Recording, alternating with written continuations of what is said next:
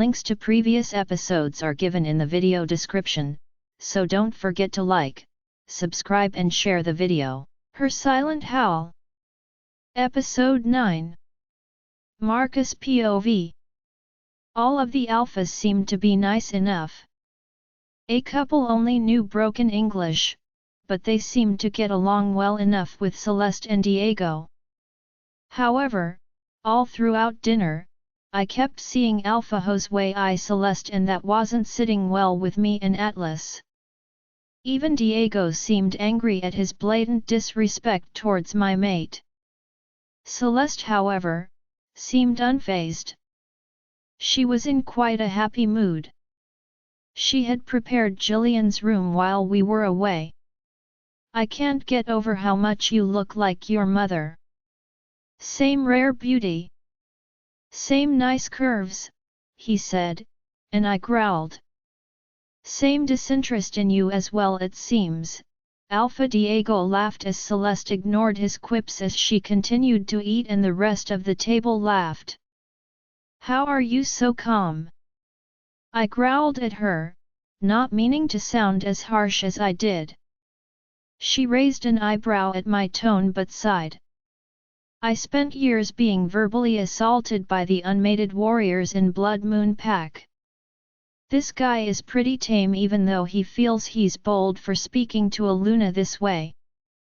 I have learned reactions only elicit more comments. This guy just wants to get a reaction from the mated alpha. Don't play into it. He can't touch me, and even if he tried, Kara and I would destroy him. That's my job," I grumbled. "The only thing we have to worry about is not letting him near Camilla before the full moon," she said, and I looked down to where Jillian was sitting a few seats down. He was not eating and kept looking at the door every time he saw someone coming through. "You told her where to go?" I asked her. She had talked to Camilla earlier when she took her lunch. She had told Celeste why she was being forced to hide, and Celeste had helped her make a plan to meet Jillian in the maize fields. She had even told Celeste that if she and Jillian weren't mates, she would consider accepting him as her chosen mate. Celeste knew better, but had told her if it was what Jillian wanted, we would support it. "Yes, she's very nervous. Looks like he is too. I hate not being able to tell him, but Selene made me promise." She sighed. "Did you talk to Evergreen?" "Yes, he said he's too close to finishing. He will catch up to us after the run." We later watched our beta and friend walk into the maize field alone. Let her be his and he hers. I sent a quick prayer to Selene. I believed Celeste when she said he would find his mate here, but we could not be 100% sure it was her. We headed to the small stage that they used for the runs. Alpha Diego gave his speech, and then we all looked up as we waited for the moon to reach the peak. Celeste and I kept our eyes on our people. We were the only mated pair out of the 11 of us that came down. Celeste thought maybe Gabriel would find his mate, so we were excited to see if it was true. I saw a couple of people start smelling in the air, looking for that intoxicating scent that would be unique to their mate. Celeste grabbed my arm and I looked at Gabriel.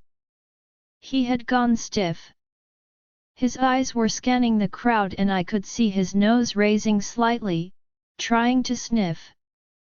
"Mio," said a woman standing behind him. Gabriel turned around.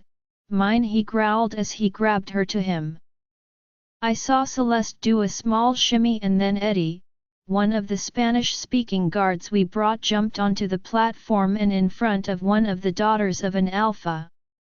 "Mine," he growled as the alpha stood in front of his daughter defensively. He looked from his daughter to my guard and relaxed his stance and stepped aside. I grinned at Celeste and pointed towards him, but she was looking at Diego, who was sniffing at the air, scanning the crowd. He seemed to smell his mate but couldn't tell where she was. Suddenly, we saw a pretty female running out of the pack house. No argument, necessitas, she stopped as she sniffed the air. She started looking around and Diego was in front of her in a flash. Missing in action, he roared and she gasped. Her alpha father cheered her on at the match. Diego pulled her up to the stage before he announced it was time to shift. Everyone who hadn't seen her shift yesterday gasped and awed lightly at Kara while Atlas stood proudly next to her. Her long black fur blowing in the light breeze. People began running when we suddenly heard Jillian's happy howl coming from the maze. Kara grinned at Atlas. It seemed our ranked group was finally complete. We were halfway through the run when Otto and the pretty wolf he had shielded the day before joined in. He fell in step with us with Camilla's wolf running at his side. I opened a link to him and Celeste. I'm happy for you, brother. I told him and I saw Otto grin as we ran. I got your room ready while you were away. Diego assured me it was soundproof, Celeste added with a giggle. Thank you both, but we still need to have a conversation about how you knew, he said as we made our way back. All in good time, I laughed. Unless you want to spend tonight talking about that, no. She already marked me. I've waited too long for her, Otto answered and we all laughed. I cut the mind link off and we gave our congratulations to Gabriel and Eddie and let them know they can skip their next shift to guard. We were coming around the front of the pack house to shift back when I saw Evergreen coming out of the doors. He must have just finished the scanning. He looked tired. He handed us our clothes that we had left at the side of the door. I finished the scanning. I will just need to. He stopped and looked behind us. His eyes went wide and we turned around as we saw a light brown brindle wolf coming straight for him. I grabbed Celeste and pulled her from the path as it barreled into him as he growled mine under his breath. We waited patiently, Celeste basically vibrating from happiness. She grabbed a shirt and shorts and waited as the girl shifted back, but they remained on the ground until I cleared my throat. The pretty she-wolf blushed and stood up, gratefully thanking Celeste as she put on clothes. I won't keep you guys long. I am very happy for you, Evergreen and I said towards the girl. Valeria, Alpha, she said shyly. Valeria, welcome to our pack, I said and turned to Evergreen. You were saying you were finished with the scanning but needed to do something? Right, yeah. He said blankly and I laughed. We have scanned everything. I just need to create a workable database software front for easy access. It should take me an hour tomorrow. Okay, great work. Get going. You have a lot of getting to knowing each other, I said, and they were gone before I even finished the sentence. Well, that was a surprise. We came for information and we found mates for 4 of our pack, Celeste said brightly. Yep. I said, popping the pea. So, what do you want to do? I asked as we headed back inside the pack house. Most people had retired, or were eating again after the run. Alpha Josue seemed to be looking for someone while he had a woman in each side of his arms. He's still trying to find Camilla, Tomas said from behind. I'm about to go break it to him that she's officially unavailable. I saw her heading inside with your beta. She's already marked, he smirked. I'm glad to know she'll be in good hands. I hope it's okay if we visit on occasion. Of course, you are always welcome, I said. Now I gotta get a passport visa, he sighed as he headed towards Alpha Ho's way. I guided Tulai towards our room. A sudden thought occurred me. How are we getting all of our new pack members home without immigration papers? Oh, I've already prepared for that, Celeste said, and I looked at her in surprise. I already knew that Jillian might have a mate here, so I had Evergreen get in touch with a werewolf contact at US Immigrations. As long as they have a birth certificate, we just have to take them to the US Embassy in Mexico City the morning before our flight.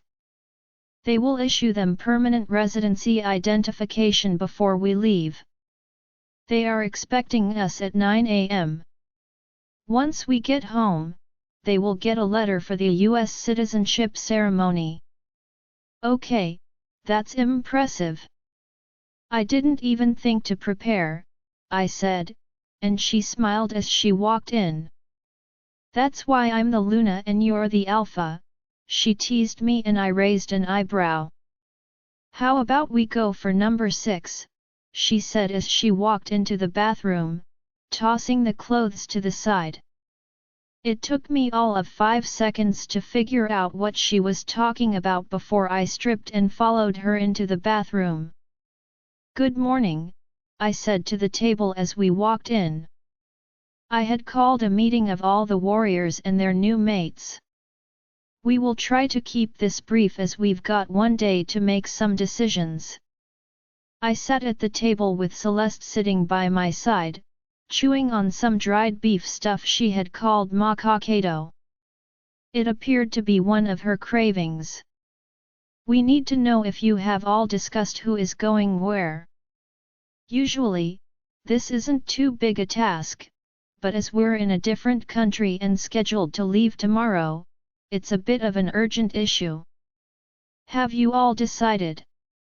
I asked them. Yes, Alpha, most of my men responded.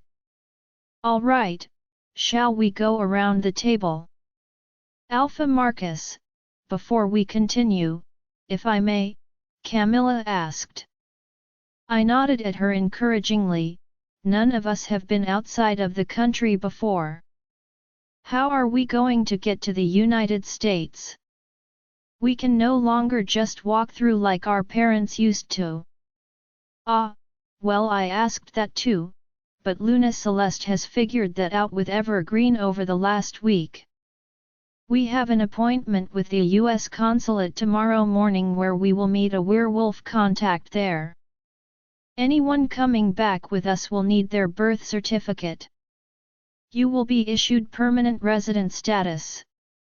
Once we're home, you will receive an appointment for a citizenship ceremony. I looked around the room as the couples discussed things together. Camilla spoke up first. I will come with Jillian. I will also travel with Evergreen. We discussed this last night, Valeria said, smiling shyly at Evergreen. I turned to Eddie and Gabriel. With your permission, Alpha, I would like to stay, Eddie said. Maritz's father is due to step down and her brother is about to become Alpha. They have no beta and her brother has offered the position to me as the mate of his oldest sister, he said. That is acceptable, Eddie, though I'll be sad to see you leave the pack. You are a good warrior. Your new pack is lucky to have you. We can talk after and figure out what we need to ship down to you. He nodded. Thank you, Alpha. Brenda has a few questions before she decides, Gabriel said. I had noticed they were the only mated pair that had yet to mark each other. Of course, I said. Would I be able to continue being a warrior in your pack? Our previous Alpha and other Alphas around here will not let women work as warriors, she said tentatively, looking over at Gabriel. I wondered if they had discussed this and she just needed confirmation before she accepted him. If that is your wish, we encourage women to pursue what they want to do. Luna Celeste had an idea, but we will respect whatever decision you make regarding your career, I told her and nodded at Celeste to continue. She blushed as she was in the middle of munching on her beef. Well, I would like Gabriel to remain as my guard, but as Luna, we will have to travel on occasion for pack business. I don't like the idea of separating mates, so I thought, if you were up for it, you could train to become the twins' official guard once they are here. That way, you could travel together. In the meantime, you can train and do whatever you need. Take on assignments as you see fit, she said. Brenda's face remained blank, giving nothing away. You would trust me to guard your pups? She asked. Of course. You will be training until I give birth, and I know the moon goddess would not have paired you with Gabriel if you were not as fierce and loyal as him, Celeste answered without hesitation. She had observed her throughout the week and I had been keeping an eye out yesterday. People respected her as a warrior. One of the few female warriors in the pack, which meant she had earned it. A smile slowly formed on her face. I would be honored to be the twins' guard. Yes, I accept, she said, but she was looking at Gabriel, not me. I'm going to assume that answers my questions as well, I said, trying to hold in my laugh. You two may go. Gabriel, take today off, the Luna and I will be together all day today. Thank you Alpha, Luna, he said, grabbing Brenda's hand and practically flying out of the conference room. Everyone chuckled at that. It was clear they were about to go complete the mate bond. Well, shall we go have breakfast? Celeste said brightly, Evergreen, can you show us your front-end user software before supper? Diego might need a bit to play with it so he can use it properly. Yes Luna. I will have it ready before lunch, he said as we all headed towards the dining room. Celeste POV. It's been a long teary day. This pregnancy is really starting with my emotions. We woke up early to make it to the appointment and I went through half a box of tissues and Diego cracking jokes before I calmed down. Then needed another box again as Camilla said goodbye to Lupe and Tomas as we boarded the plane. It wasn't until we had taken off and Mateo once again opened a bag of chips, making me fly to the bathroom, that I managed to calm down. Poor Mateo looked like a child in timeout when I finally made it back out to Markus handing me some water. You really like sour cream and onion, don't you? I teased him and he just turned a beet red. Sorry Luna, you hadn't had nausea at all the food we had, so I thought it had passed, he said sheepishly. To be fair, so did I grinned, then caught the lingering smell of the chips and dashed back into the bathroom. We all sat in silence for the first hour of the trip after that when I heard Jillian clear his throat. So, he said, looking at Markus and me, you two had been hiding something from me all week, then you not only seemed to know that I would find my mate, having made up my room for a romantic night, but you also had a game plan for immigration documents for coming back. He said. I said. Well. Markus said. Well. Jillian crossed his arms with a curious Camilla placing her hand on his arm so she could look across him as she looked over to us. Selene told me you should learn Spanish because you were meeting your mate, where it all began for me, but she also told me not to tell you, I said quickly, then looked at my phone like it's the most important thing in the world. So you two have known since you ran away a month and a half ago. he said incredulously. I couldn't tell if he was mad or not. No. I only found out a couple of weeks ago and didn't know about the Spanish part. Markus threw me under the bus. I glared at him. Selene said not to tell you.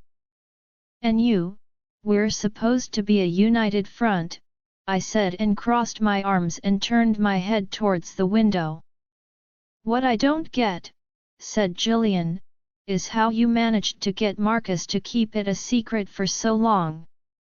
This man gossips more than Christians at church. Everyone in the plane laughed and I turned and was satisfied when I saw Markus blushing.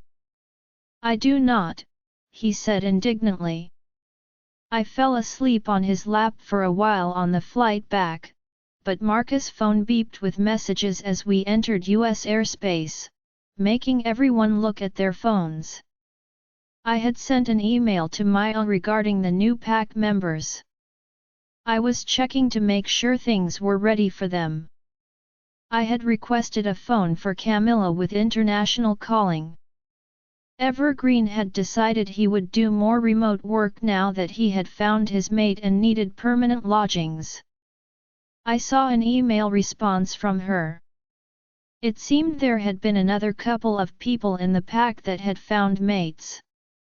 I shot off a few texts to answer her questions and she responded right away. She told me how excited she was that I was back and that I had an appointment today as Drive West was quite anxious to check me over. I groaned, making Markus look up from his phone. What's wrong? He asked. I have an appointment with Drive West as soon as we get home, I said. What time? I'll go with you, he said, and the excitement in his voice made me hate the appointment a little less.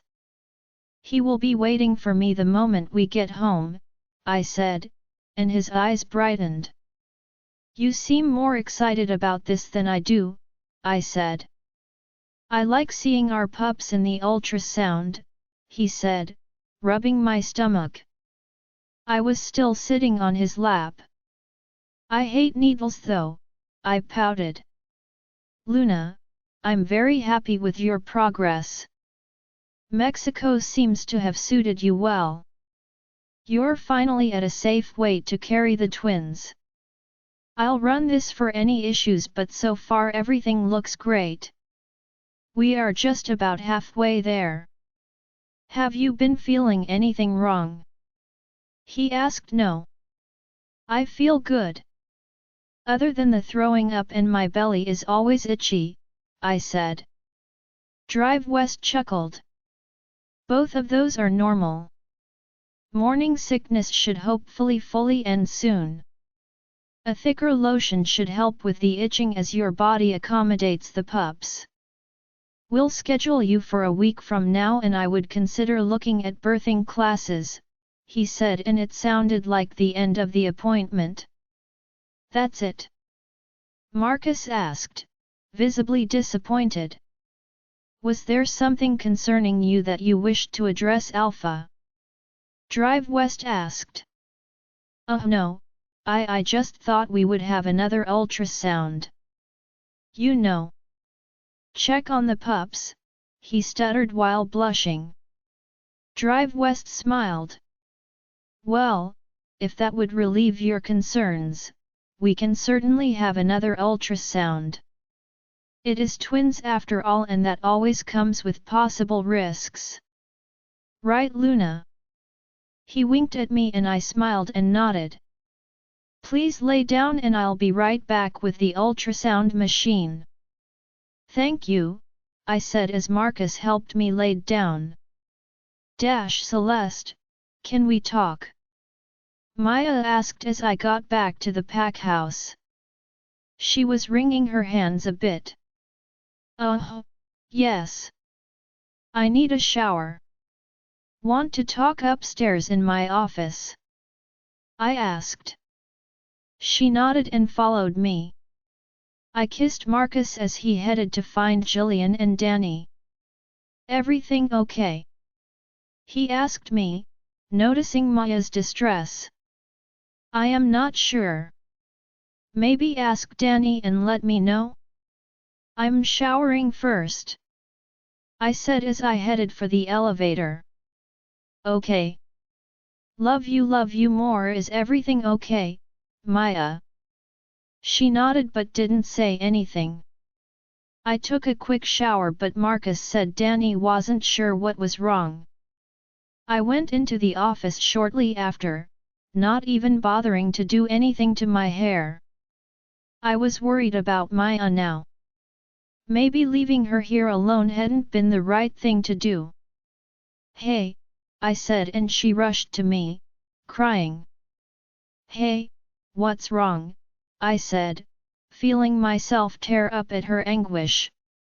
She just cried and cried, trying to speak a few times but then just kept breaking down. Maya, what is wrong? Did something happen while I was gone? Did someone hurt you? I asked. She shook her head fast but still couldn't talk. Tulai, are you okay?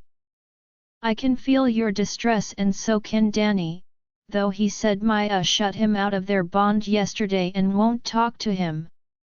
This is the first thing he feels from her and he's about to stomp upstairs.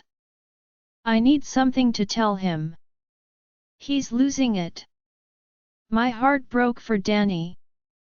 I'll get answers. Just tell him to give me time. Celeste. Maya said slowly. Talk to me, Maya. Dr. Castle said I am 3 weeks pregnant, she said and started crying again. Now I was confused. Her crying was not a happy cry. What was I missing? Maya, that's wonderful. I said and then, when she cried harder, that's not wonderful.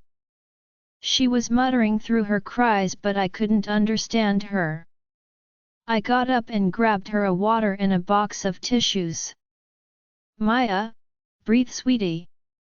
I said and I tried to help her breathe by breathing with her. After a few minutes of taking deep breaths, Maya started doing the same until she was finally calm. When Drive West was getting us back to health, he told me I had scarring in my uterus that would make it almost impossible for me to carry a child. When I found Daniel, I gave him an out. I told him he could reject me if he wanted, so he could find another mate because I would never be able to give him a pup. He told me he was okay with it. He was not the fatherly type anyway.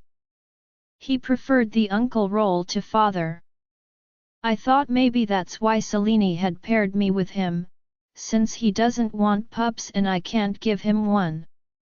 She had tears running down her face again and I was beginning to understand. Danny told you he doesn't want the child? I asked with a low growl in my voice. I couldn't believe Danny would do that, but why else would she be crying? She cried again and shook her head. He doesn't know yet. I only found out yesterday. Celeste, I won't give up my pup. He's a miracle gifted by the moon goddess. I'm going to reject Danny, she said and began to cry again. My heart raced at her words. What? I said. He doesn't want children. I won't make him stay with me out of duty or responsibility. I'm going to reject him, she sobbed and fell into my arms. My heart was breaking and I was crying with her. Oh Maya, I cried, maybe he won't be mad. A pup changes a person and he loves you. He would do anything for you. That's why I'm going to reject him. He shouldn't do something because of me, she said, and I could see determination replace the anguish in her eyes as she stood up. I'm going to do it now, she said and walked out of the office with me hot on her heels. Maya, Think about this please. You shouldn't make this decision alone. You don't even know how he is going to react.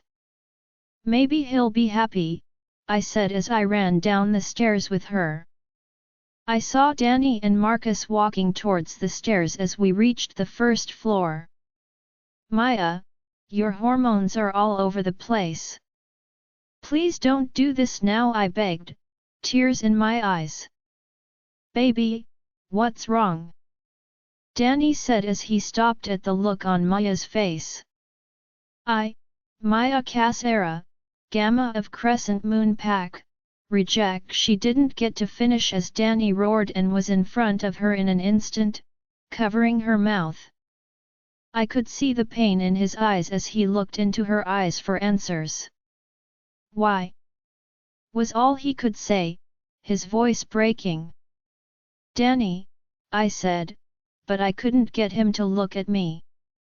His eyes were brimming with tears and he was looking at Maya, his hand still over her mouth. Danny, look at me, I said, and let a little of my aura roll out to catch his attention. I didn't want to use my Luna command on him, which I knew was almost as powerful as Markus because of the triple alpha blood running in my veins. Celeste. Why? He asked me. Do you want children? I asked, praying that he answered correctly. Is this why? I told her, I don't care about that. I just want her. He looked back down at her.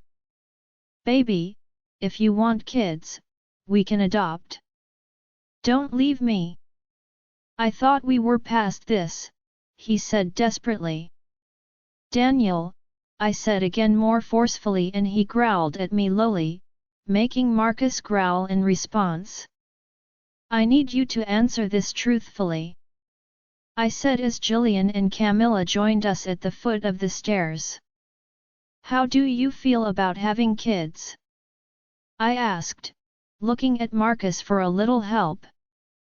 Tell her the truth, he commanded with his alpha tone. Danny growled at Markus, trying to ignore the alpha command. Markus, please, I said.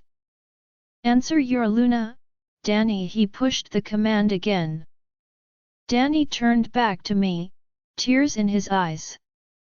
Begging me to drop the command with his eyes while I begged him with mine.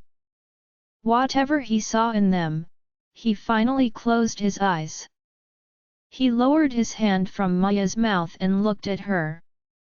Hurt and fear in his eyes. He turned back to me. I have always wanted kids. I grew up dreaming about finding my mate and having a couple of pups that would look just like her running around, he told me. Why did you lie to Maya? I said as Maya backed up until she hit my shoulder. I held her shoulders as she put her hand to her mouth now, crying freely. He dropped his shoulders in defeat. She wanted to reject me the night we were mated. She said it wasn't right that I be stuck with a broken woman, but all I wanted was her. I waited for her all of my life. I don't care if we never have children. We can adopt, like Jillian's parents adopted him. I just wanted her, Celeste, he said, looking at the ground. Maya sobbed and I gave her a little push. It seemed that was all she needed because she ran and crashed against Danny, who only had time to catch her as he stumbled backwards onto the wall.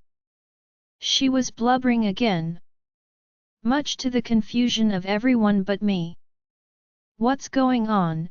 Danny said in between kisses to her face as he held her tightly. He looked at me as she buried herself in his chest. Maya, do you want me to do the honors? I asked her. She only nodded. Finally, I managed to smile. Danny, Maya is 3 weeks pregnant. She thought you didn't want children and was trying to spare you forced fatherhood, I said. Everyone froze at my words. Markus POV. Danny almost got rejected and somehow Celeste made everything better. She helped him and Maya figure out the misunderstanding. Now, my childhood friend was expecting a pup. I walked over to Celeste, whooping for Danny. I dipped my head and gave her a giant kiss. She smiled slightly dazed back up at me. I wondered if she knew how proud I was of her. Daniel was still in shock. Nothing but love and shock evident in his eyes. He pulled back slightly from Maya, lifting her face with his hands tenderly until she met his eyes. Is this true? Is my pup in there? He asked her. She nodded and the biggest smile formed on his face. He grabbed her face and kissed her over and over and my heart was overfilled with joy. He suddenly threw his head back and howled. Jillian and I threw our heads back and joined him. I'm going to be a dad. I am having a pup, he said as he grabbed Maya, lifting her up bridal style, and carried her over to the front of pack house. I'm having a pup, he yelled as she laughed. I'm going to spoil you rotten. I am never letting you walk again, he said as he carried her back inside. Danny, I have to walk, Maya said.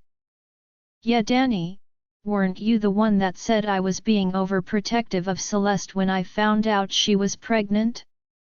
You said she-wolves have been having pups for thousands of years.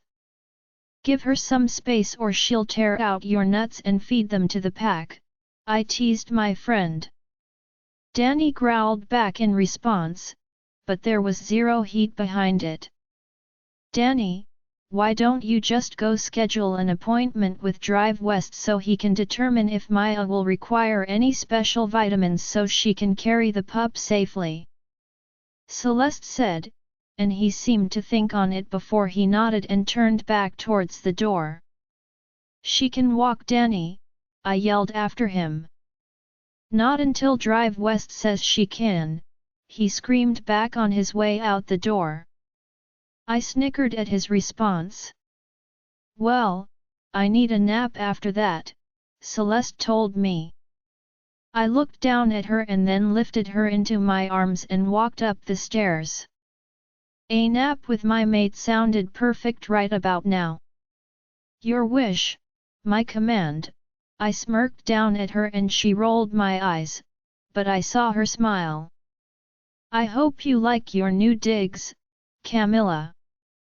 We'll connect after dinner, she called over my shoulder, yawning at the end. Thank you Luna, she called.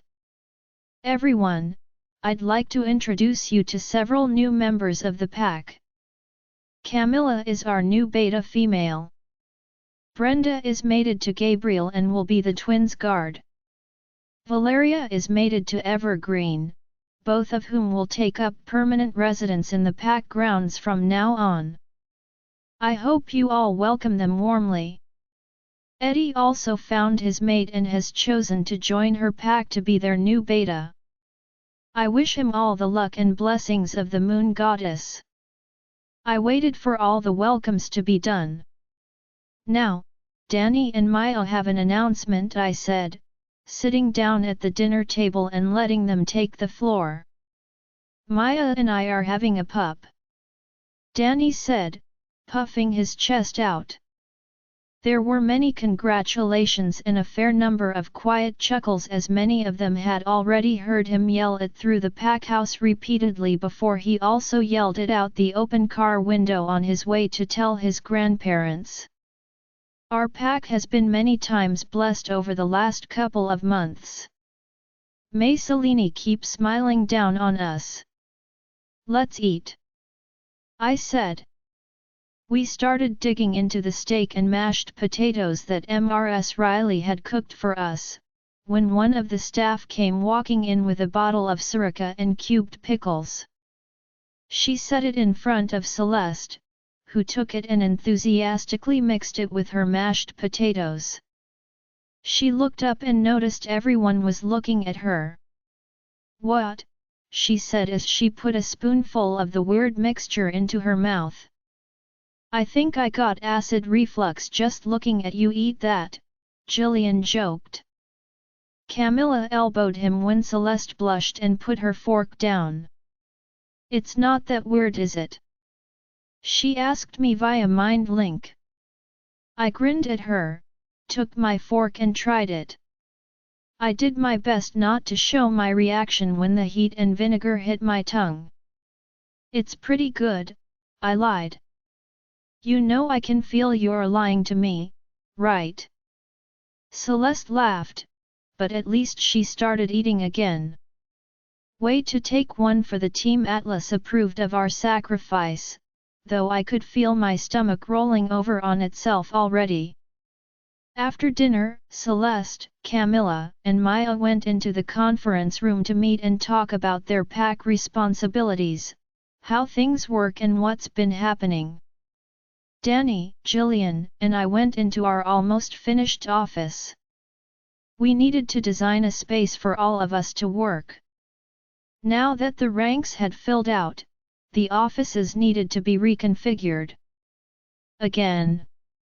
We decided that we would turn my and Celeste's new office into the conference/meeting rooms. We would knock down some of the bedrooms on the 3rd floor. Only Dad and Marie occupied that entire floor now, and their large apartment was at the end of the west wing. We were placing the offices at the end of the east wing. None of us wanted separate offices, so we decided to set up a large office area with 3 double desks for each of us. Across from it, we would set up 2 mini conference rooms for project planning as needed. We also figured we'd surprise the girls by creating a daycare room of sorts for our pups. We were just finalizing rough plans for it when the entire packhouse went dark. The emergency lights turned on and I heard the newly installed shutters begin to close. A loudspeaker could be heard advising all women unable to fight, pregnant women, children and seniors to make their way to the packhouse. The 3 of us ran out of the office and were met by Celeste, Maya, and Camilla coming out of the conference room. Gabriel, Brenda, Zach, and George showed up and stood around the girls defensively. Celeste tried to say something, but the blaring was so loud, all I saw was her lips move. I opened a communication to my warriors. Grabbing Celeste close. "What is going on? Who breached the border?" I asked. "We're not sure, Alpha. We haven't seen or felt anything cross the borders," the head warrior answered. "I felt someone pull at the mind link." "Alpha, it's just a drill. They finished installing the system while I was away and I wanted to make sure everything worked. I also thought it would be a good idea to see the pack's response time," Evergreen said. I sighed and relaxed. "How about next time you let me know before you do? Also, these blaring sirens make it impossible to hear anyone.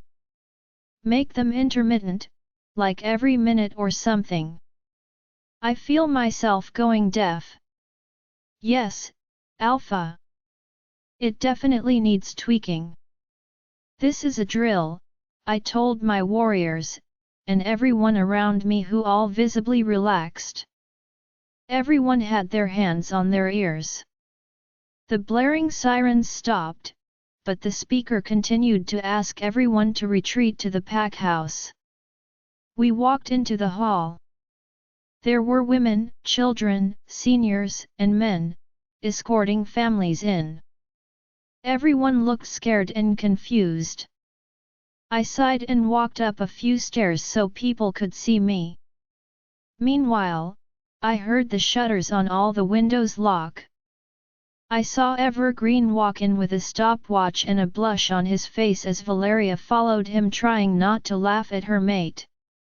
I nodded at him and he pushed some buttons on his tablet and everything went quiet. I apologize to anyone that was scared. Due to the 2 incidents that occurred within pack grounds last month, we are trying out new emergency procedures and response times. It clearly requires some tweaks. We will improve the system based on today's performances and suggestions. I do expect all of you to take each drill seriously. Develop your own plans on getting here as soon as possible if an emergency were to occur. Talk to your neighbors, plan on who's bringing our pack members that can't make it on their own. I trust each and every one of you to help each other keep our pack safe. You are dismissed. Please turn in your suggestions to Evergreen via text or email. I grinned that last part while looking at Evergreen, who had paled when he noticed several people already coming up towards him. I looked at my watch. It was 9:30. I turned to Celeste. Do you guys have a lot more to go over today? Celeste yawned. Nothing we can't go over tomorrow. She walked over to me as I pressed the elevator button. Good night, guys. Congratulations again, she said to Maya and Danny as we got to their floor. Good night, they both told us as the elevator closed. Good night, she said to Jillian and Camilla as they exited. Night, Jillian said as Camilla waved back. Finally, it was just the 2 of us and she leaned against my shoulder. I picked her up and carried her to our room. I laid her on the bed. You're an amazing Luna, I told her and she smiled that sleepy smile I loved. I went to change into boxers. I grabbed some clothes for Celeste, but she was softly snoring by the time I came out. I chuckled and I could feel Atlas push forward so that we could both admire our mate in our bed. I climbed in and threw my arm over her belly. I felt a tiny kick and I smiled. I love you too, pups, I said as I fell asleep. Celeste POV. It's been almost 2 months since we came back from Mexico. We were only a few days from December now and I was as big as a whale. Drive West estimated I was the equivalent of 28 weeks of human gestation. The pups were still looking to be large. I could officially not bend over anymore. Markus and I had started training my pyro ability, but as my belly grew, our training became more training him to access my ability without pulling on my energy and using his instead. We wouldn't be able to resume my physical training until after the pups were born. I sighed as I waddled back to our office after yet another trip to the bathroom. I stopped as I felt anger bubbling in my chest. I grunted, taken aback by the sudden feeling when I realized it wasn't coming from me. I wobbled into the office faster. I could see everyone gathered around Evergreen who had a laptop set on my desk. What's going on? I asked. Evergreen has gotten a hit, Jillian answered. I heard a knock on the door and 6 warriors came in. It was Gabriel, Brenda, Zach, George, Brent, and Mateo all looking at attention, waiting for instructions. I looked back at Markus. I take it by the fact that you've called all of our guards in, it means he's not in Paris. I joked dryly. When I got no response, I sighed. Tough crowd, I said as I waddled over to my desk to see what they were looking at. It was a picture of Huitzilopochtli at the airport. I was surprised to see him look so normal. He was wearing slacks and a button-down shirt. So your software thing worked? You can find someone based on an old drawing. I said, impressed. I'm offended you doubted me, Luna, but I will accept your apology in the form of one of your lasagnas to take home. Valeria and I keep missing your cooking nights, he said, and I grinned. Valeria was working in the Packhouse Hospital as a nurse, so she sometimes had night shifts. They were living in a small house close to the Packhouse, but they only joined us for dinner when I cooked and Valeria wasn't on shift. It was one of the few things Drive West allowed me to do, and I had to promise to make meals that didn't require me to move around too fast. Now that I was getting so big, he was worried about something called placenta abruption, where the placenta would detach and I would have to deliver early. I was essentially forced to cook sitting down and prep, with Melissa moving about, stirring and lifting for me. My friends had turned into snitches about anything else I tried to do. "Which airport is this?" I asked. "Sky Harbor." I sighed at Danny's words. So he is near. Any chance he could just be here to catch the Suns play? Still not a single chuckle. "Is this thing on?" I said, tapping an imaginary mic. "That's not all, Celeste," Markus said. "What?" I asked. "Sit," he ordered, and I raised an eyebrow at his tone. He sighed. "Please to lie. I don't want your body to get overwhelmed." I sat and waited for someone to speak. "Huitzilopochtli is the man that bought all the girls from Blood Moon Pack," he said, and I blanched at his words. Danny recognized him as the buyer. He had thought at the time that it was a middleman for the black market, but given who he is, well, I don't think that's the reason anymore, Danny said. "I think that he was still looking for me," I said flatly, and he nodded. "So I was the reason all of the girls were sold." I wondered if he made them suffer like he made my bloodline suffer. I hoped not. I hoped the lie that had saved my life hadn't caused the senseless suffering of my friends. I don't remember any of the videos and pictures having a face of the buyer. I said. "The time we rescued Ruby, I had to act fast and we attacked him to save Ruby. I clocked the man in the jaw in order to knock him out. I saw his face. It's him." I nodded and looked back at the screen. It was hard to associate his handsome features with someone who had hunted my people and been responsible for my parents' deaths. I kept thinking of the words that Selene had told me and what I had seen in the memory. His mother had lied to him. He didn't know the truth. Could he be saved? I sometimes wondered as I watched Markus sleep some nights. Was there anything good left in the heart of a god that had killed for 1,000 years? When he had attacked Diego's pack, he had not wanted to kill everyone.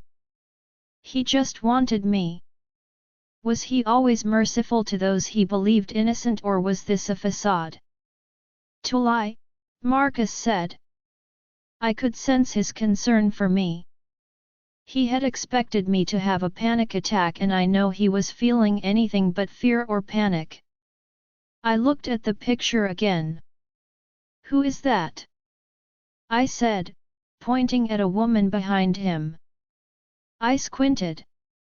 She looked familiar, but the image was blurry. "Let me, Luna," Evergreen said as he shifted the laptop towards him. He worked his magic and then turned the laptop back towards us. "Sandra," Markus growled. I tried not to let myself get worked up over it. I had a feeling I would see her again one day. I took a little bit of satisfaction that she still seemed to have some burns on her face. "So what's the plan?" I asked them. Markus sighed. "I am not 100% sure. Clearly, he's getting ready to make his move." I think sending this picture to the council will get them to send some additional resources to us. If they don't, we can ask Diego and Red to send us some support. At least until all the pups are born and you can train again. In the meantime, I know how much you hate it, but all three of you are under guard even in the pack house. Unless you're with us, your guards will be keeping watch, he said to Camilla, Maya, and me. I sighed but nodded. He looked relieved that I didn't object. He turned to the guards. I called you here because we trust you with our mates and the future of our pack. Without any one of them, this pack will not function as it does. You will be guarding them at any time that they are not with us. I want 2 shifts. Divide it how you see fit but provide us with a schedule at the beginning of each week. I suggest keeping Brenda and Gabriel taking the same shift hours. Your duties begin as of now. We will be in here until close to dinner, so go make whatever arrangements you need between yourselves and your family. Yes, Alpha, they all said in unison and left. He turned back to us. We should tell Red and Kelly about this. If we need help, they are the closest we can count on for support. Jillian nodded at him. I'll arrange for them to come for a visit. I think this is better explained in person. They were discussing the security measures in place and whether they should beef them up, but I started to lose focus. Kara? I asked. Was our friends dying my fault? No. Is this one of those things that were meant to come to pass? I asked, desperately trying to keep myself from spiraling down a path of misplaced guilt, anger, and fear. I had been talking to a therapist and I hoped I'd learn enough to keep my head above the waters. I could not afford to have a breakdown right now. I think so. I don't know everything, but I know this is not our fault. It is Huitzilopochtli. His obsession with revenge is to blame. Kara said, mourning along with me. You think they suffered? I hope not. She answered. Tulai, I can feel your grief. Please talk to me, Markus said, and I noticed that he'd brought me over to the couch and I was sitting on his lap. Everyone was gathered around him looking at me with concern in their eyes. I hadn't noticed I'd even been moved. I'm okay. I was having a conversation with Kara, I tell them. It was like you were gone. We were all trying to talk to you and you wouldn't even react, Camilla said. I'm sorry. I didn't mean to worry you. I feel like maybe this is my fault. If I hadn't lied about who I was, I said, not allowing myself to cry, I know it's not, but all those girls, my friends, I said. We can't let that happen to anyone else. Huitzilopochtli needs to die. I looked at Evergreen. Any updates on that dagger I described? I have been looking but I don't have anything concrete. There's been a couple of mentions of similar daggers throughout history but nothing we can corroborate. I am still looking, he said, and I nodded. I had theorized that if we could find the crystal dagger Selene had used, we could use it on Huitzilopochtli. It was our only theory at the moment, because otherwise, how do you kill a god? Do you want to take a break? Markus asked and I knew he was worried about me and the pups. I shook my head, we have work we have to do today. The distraction will be good. I told him, kissing his cheek. He sighed but nodded. I knew he would feel better if I was near him anyway, and I was used to taking naps in this giant couch throughout the day. Even Maya had been joining in the naps, though her own little bump was not as tiring as 2 alpha pups. Or so Drive West had told me, when I complained that she didn't seem as tired as I was at that stage. I turned to Camilla. We should send out a pack-wide message, letting them know we have spotted rogues near the border. Everyone should go over their emergency response plan one more time, in case needed. I turned to Danny. We should probably let patrol know we may have an imminent attack. They should know Huitzilopochtli has insane speed, strength, and ability to jump, but they should be put under alpha command from telling others. We don't need to start a panic over a vengeful god. That would be my suggestion, anyway. You guys can make the final decision, I said, yawning. I think I will take a short nap after all, I said to Markus. I think that sounds like a good plan. Danny gathered them all in the conference room on the first floor after lunch. Sleep Tulai, I'll wake you up for lunch, he said, getting up from the couch and laying me on it. He bent down and gave me a small kiss on the forehead. I settled in, sleep almost claiming me instantly. Markus POV. I worked through the rest of the morning, an ear always on Celeste. I wasn't that comfortable with the explanation she gave me when she went into her fugue state. I did everything but slap her to try to get her attention, and she had just been staring at the wall. I know I had been overly worried since Drive West had practically wanted to put her on light bed rest, but she had refused to stop working. Atlas, any luck getting Kara to talk to you about what happened? I asked him. She said she was talking to Celeste, but that Celeste had been on the verge of a panic attack. Talking to Kara helped, but she thinks she was probably too focused on her answers to notice us. Atlas answered. I could feel him more relaxed than before talking to Kara. Well, at least it's nothing wrong with the pups. I told him. No, she said she would feel if there was. Pups and Celeste are fine. I sighed with relief and turned back to my computer. Guys, I said, and everyone looked my way. Should we cancel the surprise party for Celeste? I asked. I am not sure, Alpha. I mean, I get that we have a threat, but is it right to take away her first chance for her to have a birthday since her parents died? I mean, for the longest time, she couldn't even tell people when she was born, Jillian said. Plus, we've hired and vetted everyone, Danny said. Would we be able to get the caterers to agree to come 2 weeks later? Maya asked Camilla, who had been doing all the vendor transactions. I can ask, but I need a date, she said. The cold moon is 2 weeks from her birthday. We could do a small dinner, just the people of the pack house.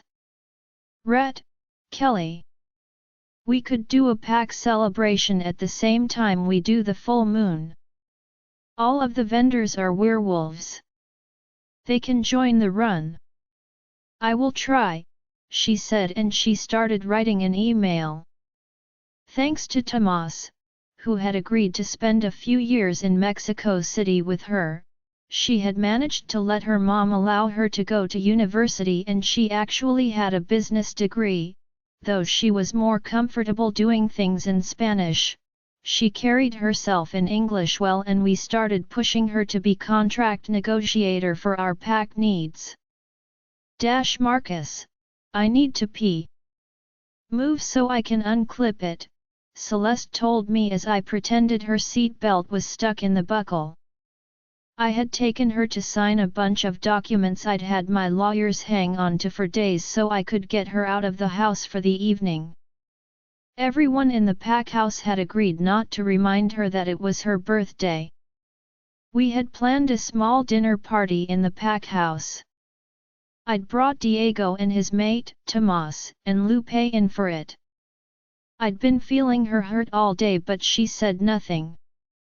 Kara was also mad at us, having cut the connection with Atlas. Celeste hadn't tried to shut me out of the bond, but I just kept asking if she was tired or if she was hungry, pretending to misunderstand what I felt. I felt bad, but Maya convinced me that she would forgive me when she saw the surprise we had planned. "Okay Alpha, we're ready," came Maya's voice through the mind link. I unbuckled Celeste and smiled at her, but she just bristled past me. I sighed, and caught up to her, taking her hand even though she tried to move it away. I stood in front of her as we got to the door and kissed her. "You know I love you, right?" I told her. Her eyes softened for a little bit but I could still feel her hurt. She gave a curt nod and moved around me, opening the door to the pack house. The hall was quiet. Then a head popped out of the dining room. "Celeste, I need your help for a moment," Maya said. Celeste kept walking. "I need to pee Maya, give me a few minutes." Maya looked at me and I shrugged. She pees everyone 5 minutes. I followed her to the bathroom and waited for her. When she came out, she gave me an annoyed look as she walked past me to the dining room. She stopped at the door and turned around and pushed a finger into my chest. "I can go to the bathroom by myself, you know. I don't need an overprotective yet somehow oblivious and forgetful alpha hovering over me. You practically put a mirror under the door. I've peed by myself for 20 years and I'm pretty sure I can pee for another 20. It doesn't take 2 people to put on a toilet seat." I grinned at her as I heard a couple of laughs coming from the dining room followed by shushing. She went red the moment she heard them and glared at me like it was my fault she had lost her temper on me in front of people. She turned around and walked through the dining room doors, then stopped when she saw everyone at the other end of the room. "Surprise!" they yelled and I rolled my eyes. "Probably would have been a better surprise if you hadn't all snickered before she came in," I said and wrapped my arms around her waist. "Happy birthday Tulai. You didn't actually think I could forget the most important day in the world to me, would you?" I whispered into her ear. She turned around, tears in her eyes. Her mouth opened and closed like she was trying to say something. Finally, she settled for a half laugh, half cry, and threw herself into my arms. "Well, she tried at least. Hard to throw yourself when your stomach reaches it first." I laughed and picked her up instead. Walking over to those waiting for permission and putting her on her feet so they could all rush her. I waited as they all hugged her. Maya was my cue. She was to be the last one. She came forward and grabbed her into a giant sideways hug. She was talking lightly to her while giving me the thumbs up. I pulled the box out of my coat and got on one knee. Maya turned her around and I tried not to chuckle at her confused expression. "Markus? What are you doing?" she said, tears flowing down her face. "Celeste, you are my Luna, my life, my mate. The mother of my pups. I can't see life without you in it. I know we are already mated for life, but there's a world out there that doesn't know who we are or just how much you mean to me. I find that unacceptable. The entire world should look at you and know you are mine and I am yours. Celeste, will you marry me?" I opened the box in my hand and hoped to God that she would love it. I had not asked anyone what I should buy. I just went with my gut. It was a 10-carat oval sapphire surrounded by 12.5-carat diamonds. The band had a wolf on either side of it howling at an amber moon. She smiled and nodded, not able to talk. I sighed in relief as she put her hand out. I took the ring out of the box and slid it up her slender ring finger. I got up and kissed her as everyone cheered. We sat down to dinner. Tomas was telling us the story of Alpha Josue finding his mate last month and how the young daughter of one of the betas from another pack that had just turned 19 had basically grabbed him by the ear and told him that if he thought he could keep his womanizing ways, she would cut off his P** before rejecting him and take over his pack in front of all the packs. All through dinner, I couldn't keep my hands to myself. I would grab her hand or put my hand on her leg. I just needed to touch her. There was something in the back of my mind telling me not to let her go. Atlas was pacing. He could feel something about to change too. We waited until she opened her presents before we went back to our room. We showered, made love, and after I just held her. I looked at her sleeping, feeling the occasional kick from the pups. I couldn't sleep. Atlas wouldn't stop pacing. We couldn't help but feel like something bad was going to happen. Finally, after a few hours of staring at our beautiful mate, we fell asleep. I woke up only a few hours later. It was 5 a.m. The bed was empty and the bathroom light was off. Tulai, I called to her. I got no response though I felt the connection to her there. She hadn't left too long ago, her scent was still strong in the room. Atlas, can you reach Kara? I asked him as I pulled on a pair of pants and headed out the door, following her scent. No. I think they are sleepwalking again. I can feel her, but she's not responding, Atlas growled. I hurried down the steps, jumping down the last floor. How are the boarders looking? I asked the patrol commander for tonight. Everything has been quiet tonight, Alpha, he said. Good, let me know right away if anything changes, I said, and continued towards the doors. I walked out and followed my nose. I saw her in the distance.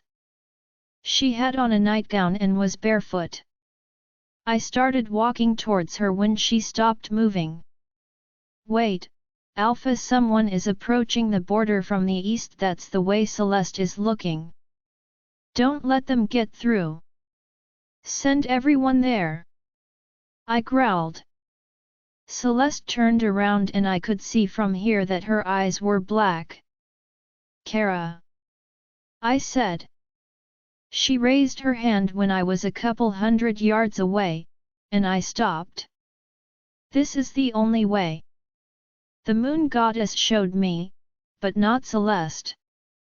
This is the only way to avoid the loss of so many.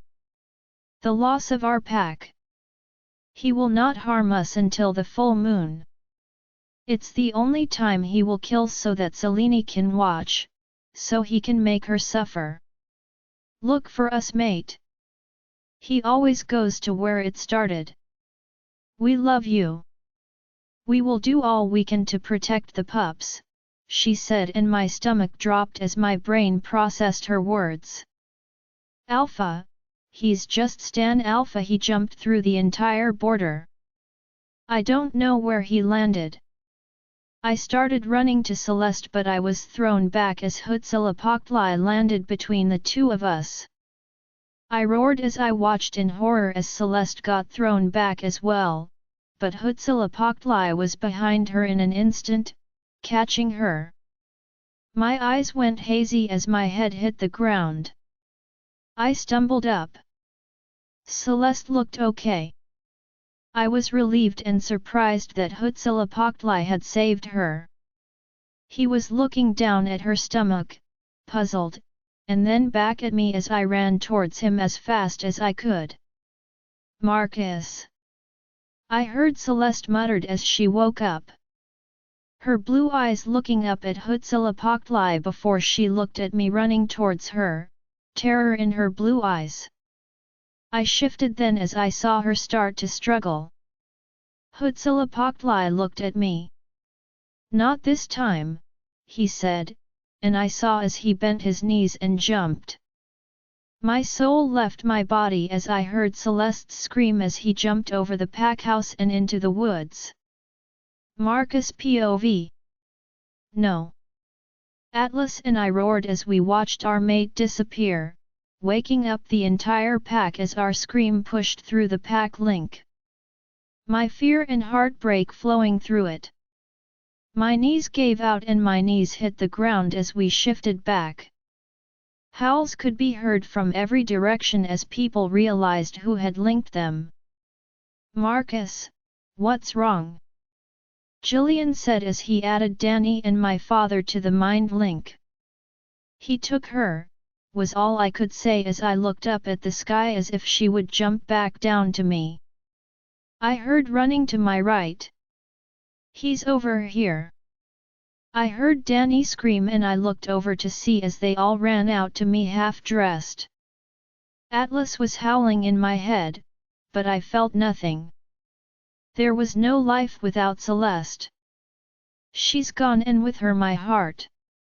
I stood up and walked towards the pack house.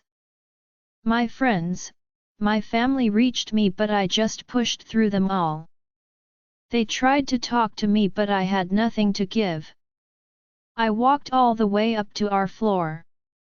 Danny and Jillian and Dad were still behind me, asking me what happened, over and over, and I had no answer to give because I didn't know what had just happened either.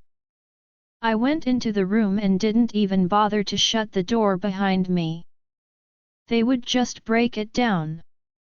I walked into the bathroom where I knew her clothes from today were in the hamper.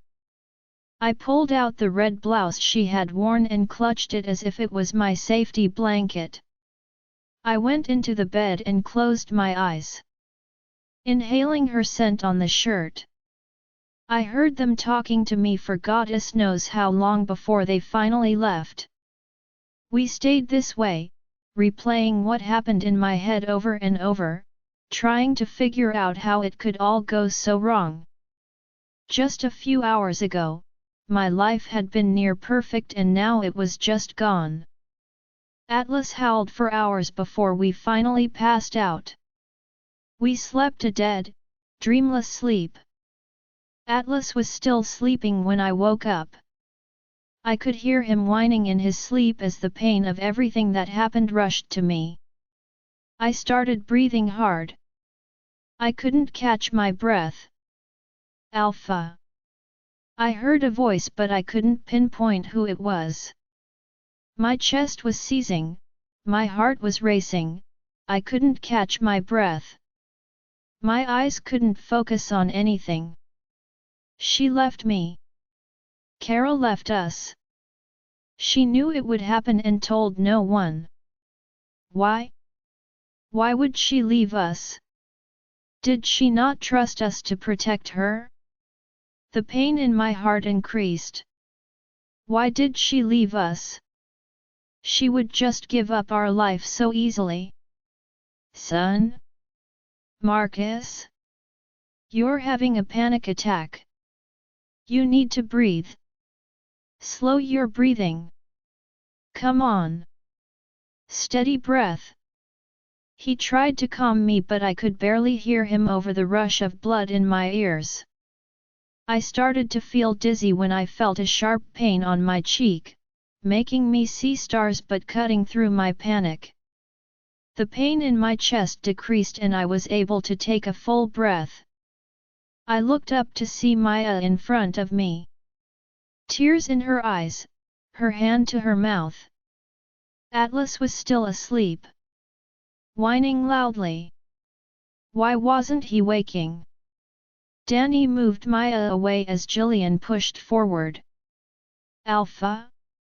Markus, talk to me, brother, he said as he knelt in front of me to meet my eyes. Markus. I felt tears begin to flow freely from my eyes.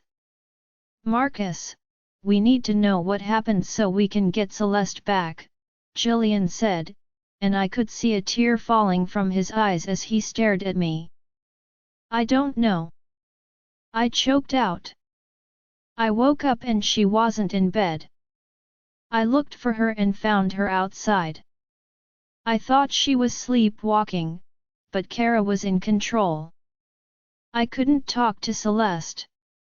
She sounded so scared, I choked back a sob and looked away. I felt broken. Kara said the moon goddess showed her that this was the only way to avoid loss. She gave herself up. Danny asked, his face full of hurt. I nodded. She said he wouldn't kill her until the full moon and I had to find her. He will kill her where it all began and under the full moon so he can make Selene watch. Dad grabbed me and led me to the bathroom. He got it running and pushed me inside, shower and change. We've lost 3 days already. We need to find my daughter-in-law before anything happens to her, he said, and my head snapped to him. What do you mean 3 days? I said. Markus, you have been sleeping for 3 days. Nothing we could do would wake you. Drive west and both Dr. Castle said you were in a healing sleep. They think you went into shock. Your heart rate was all over the place the whole first day. They were concerned your heart would just stop beating, Dad said, emotions playing all over his face. How? It doesn't matter right now, son. What matters is getting your mate and your pups home safe. We only have 12 days before the full moon. He shut the door and I took off shorts I don't remember putting on. I walked into the stream, letting all of my anguish flow out of me. If Dad was right, I didn't have time to let my grief overwhelm me again. I was going to get my mate back. Wake up, Atlas, I said, but there was no response. I tried a few more times with the same result. I wrapped a towel around my waist and looked in the mirror.